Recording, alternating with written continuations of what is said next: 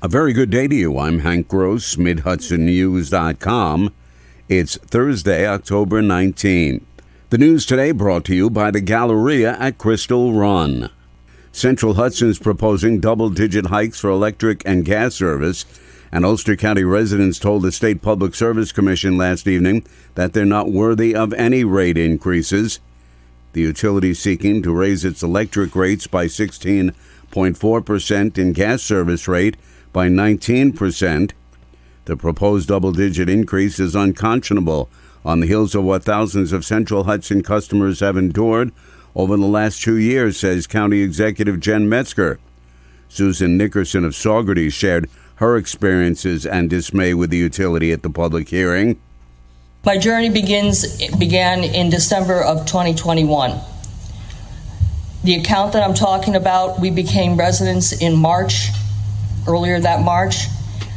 In January of 2022, I received an outrageous bill for my electric. I live in a modest house. My husband and I it's just the two of us. We're seniors. I could have lit up the entire town of Saugerties for what my bills look like. The office of New York State Senator Michelle Hinchey has worked to help her constituents with the utility billing issues. She blames the company and is against any rate hikes. The 2024 Kingston City budget, as proposed by Mayor Stephen Noble, is up 4% over this year's. The spending plan, which he unveiled yesterday, comes in at $52 million, up about $2 million over the 2023 budget, but remains under the state tax cap for the 9th year in a row, said the mayor. In 2023, we were actually able to reduce the tax levy, which was the first time in quite some time. One of the things that we are going to see this year is that the tax levy is going to go the other way because of some of the issues that we've just discussed. We're going to see a tax levy increase of just over $300,000, which out of a $52 million budget isn't bad. The residential tax rate would increase by 17 cents per $1,000 of assessed value, while the non-homestead rate would increase by 18 cents per $1,000. A community vigil for Israel was conducted last evening at Congregation Emmanuel Kingston as the war with Hamas in Gaza continues after the terrorist group savagely attacked the Israelis 2 weeks ago. It was the first vigil at the Congregation Emmanuel since Hamas fighters attacked and killed more than 1,000 Jews nearly 2 weeks ago. Lieutenant Governor Antonio Delgado, a member of the congregation with his wife and children, spoke haltingly about the attack's impact on the psyche of the congregation and his family. I want to say that we're grieving.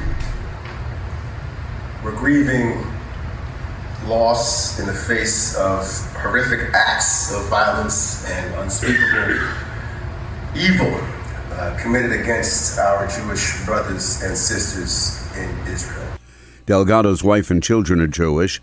Ron David Gold, president of the Jewish Federation of Ulster County, said the attack is a tragedy for Israel and for those who support the Jewish state in the Middle East.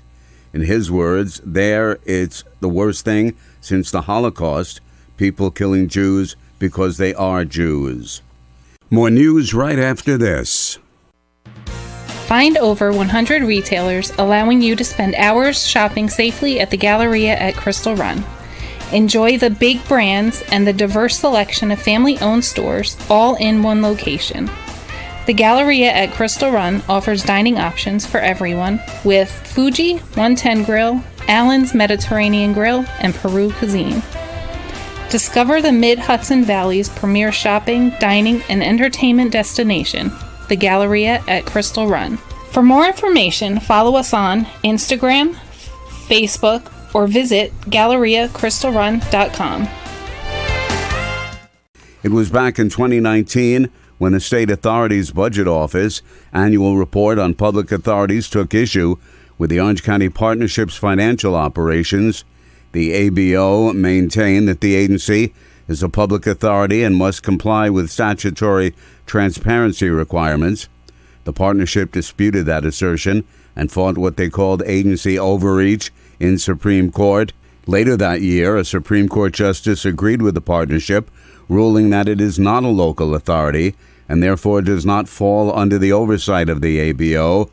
Officials at the ABO challenged the ruling with oral arguments heard on Tuesday in State Appellate Court, 2nd Judicial Department. Attorney Rick Golden presented the argument on behalf of the partnership. Golden is the same attorney who represented the case in Supreme Court in 2019.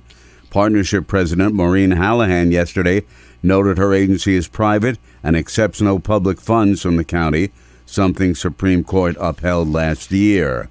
Officials in the town of Liberty are working on concerns of residents that a proposed large housing development next to Swan Lake will damage the environment.